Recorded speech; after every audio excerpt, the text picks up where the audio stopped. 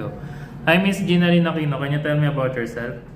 I am Ginaline G. Aquino, 40 years old. I live in Barangay Kasalatan, Kawayan City, Isabela. I am married. Do you have kids? Yes, sir. 2 boys and 4 girls. How many siblings do you have? And I am 7 sibling and 4 sibling. Tell me about your educational background. Third year high school, Barangay San Carlos City, Negros Occidental. Do you have work experience abroad? Yes, sir. Domestic helper Saudi Arabia, cleaning, looking, watching clothes, cooking for the children. How would you describe yourself? Responsible, caring, understanding.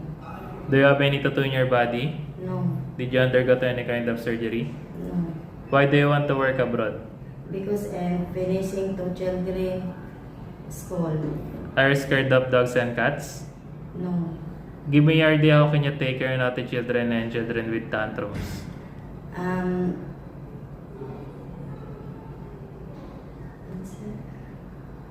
Give me your idea how can you take care of naughty children and children with tantrums. I will stop and glue this.